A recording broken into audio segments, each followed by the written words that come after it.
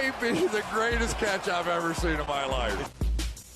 Alright guys, so the past two videos I went over some strategy for our fantasy basketball leagues as well as some tips. Now let's get into some early draft targets, guys that I'm trying to prioritize getting on my rosters. And if y'all watched our strategy and tip videos, y'all really know that my main strategy is going to be trying to get those players at the very beginning of our drafts that are going to be able to provide us stats in every single category. Really, I am not looking to draft someone like a Giannis Antetokounmpo at his current ADP. While he may be the best basketball player in the entire NFL, I mean, if the free throw percentage is not going to be there, I really don't want to have to lock that in as a punt category as early as round one. I would rather take someone that we know is going to be able to provide us stats at every single spot. That way we can build our construction later on in the draft around exactly what kind of value falls to us. Now, of course, don't see this and think that you need to be drastically reaching on these players compared to where their ADP is. Obviously, the ADP is kind of efficient at the very beginning of the NBA basketball drafts. And on top of that, we know that here with some of these players, you may just not be in the same range where you can look to draft them. I mean, if you're at the very beginning, you're taking James Harden no matter what, so it does not matter. But anyway, let's get into some guys that I like at their current ADPs at the very beginning of fantasy basketball drafts. And let's go with one guy that I think honestly should be right up there with the Anthony Davis. Someone that I think everybody is drastically undervaluing, and this is going to be a Jokic. Okay, so with Jokic, guys, I think that we all understand why he is going in round one, and it's because of those assist numbers. I mean, what he is able to provide for you in terms of assist at the center position is really unheard of. I mean, this is why I think that he is the best way you can go at the very end of round one in your fantasy basketball drafts. I mean, yes, the blocks aren't necessarily elite. I mean, you're not looking at an Anthony Davis type shot blocker, but we know the hardest thing to get at the very beginning of fantasy drafts are going to be the assist. So really, we are getting faced with the question, should we take an Anthony Davis? Should we take a Karl Anthony Towns at the very beginning? And yes, I would think that both of those players are ahead of Jokic in my own personal rankings. But understanding once they are gone, you really don't even have to consider punting the assist position. Even if you want to go with the big men, that is going to be getting you some points. He's going to be getting you some rebounds. He is going to be getting you okay blocks and steals. But the assists are going to be there, where this is one of the very few big men that you can take at the beginning of your fantasy basketball draft and not feel the need to punt the assist category. We know this is why point guards go off the board so early on. So if you can get a Jokic who's going to be able to give you those assists at a different position, honestly, I think it's something that we are going to be prioritizing getting. Okay. Now, if you don't want to go the big man route, maybe you want to get someone that is a little bit more balanced across all the categories, you can always go out there and grab Luka. I mean, obviously, Luka, guys, does not necessarily provide you the stats in the defensive categories. He is not giving you really any blocks. He's not giving you that many steals. But I really want to put the emphasis on. I know it's like a meme at this point with everybody talking about it, but Luka is currently 21 years old. I know it's so over talked about, so I hate even having to bring it up.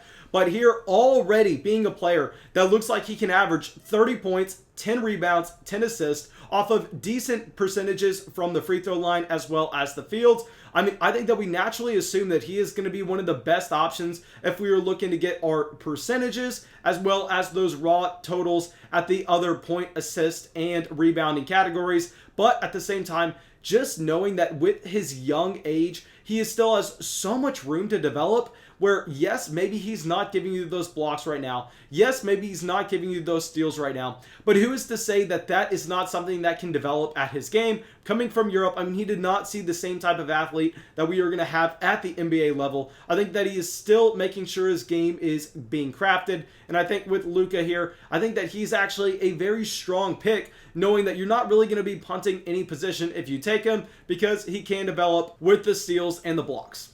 Okay, so now our next player, I know now this is the meme with everybody saying, oh my gosh, you know Jayson Tatum's only 22 years old. I mean, everybody just talks about that nonstop, but here, that's the first thing I'm going to have to bring up. So I know Jayson Tatum has not necessarily given us a nice field goal percentage so far in his NBA career, but everything outside of that is fantastic. I mean, you look at the points, you look at the assists, you look at the rebounds, you look at the defensive stats.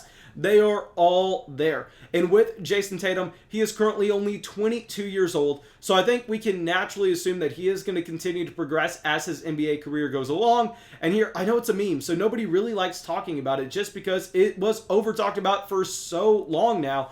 But Jayson Tatum should be a player very similar to Luka, where yes, maybe he has one of those categories lacking currently, but I don't think it's going to be something like LeBron James, where we understand that we take him, you're pretty much taking that L at the free throw percentage. I think here is something that Jayson Tatum can fix. I think that if we see him just have a little bit nicer of shot selection, that Jayson Tatum could go up there and really be a player dominating at every single category.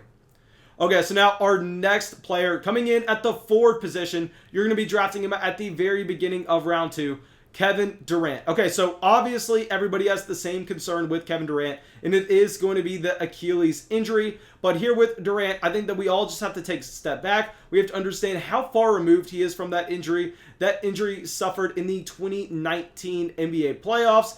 And here with Kevin Durant having an entire season to recover, we know that he is worth so much money that every little piece of medical technology that we have went into his rehab for him to come back from that Achilles tear. And with Kevin Durant, I mean, it's not like he necessarily needs an insane amount of explosion. That is not really how he wins in his game. He is going to win in his game with a little bit more finesse, with a little bit more of just creativity combined with the size that he provides. And we know with Kevin Durant, you are taking him and you are getting every single category you want. You are not going to have to take an L anywhere. Maybe at the steal category, there you are going to be at a little bit of a deficit considering this is a second round pick. But we know with steals, that is something that you can make up later on in your fantasy draft. So Kevin Durant, I think that if he stays healthy, he could easily be a value when you're drafting him in the second round of drafts this season.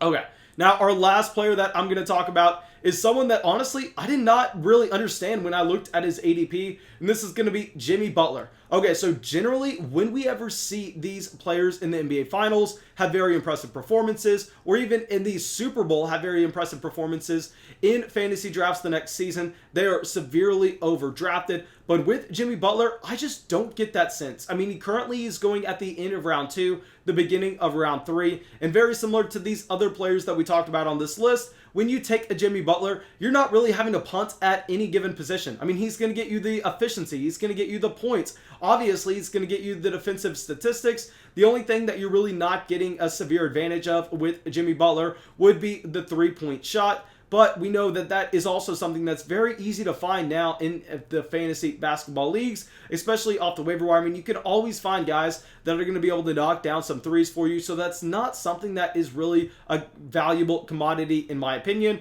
Jimmy Butler is giving you everything else. Really, I don't understand why the ADP is so low here. Please let me know what y'all think. Let me know where you're drafting Jimmy Butler, because this is just kind of a question mark spot for me. Okay, now, thank you guys. I really hope y'all enjoyed this video. I really hope y'all got something from it. As always, if y'all did, go down there, drop that like, leave that comment, subscribe to the channel. It really, really helps us out. And yeah, that's all I got for y'all. I really hope I see y'all with the video tomorrow.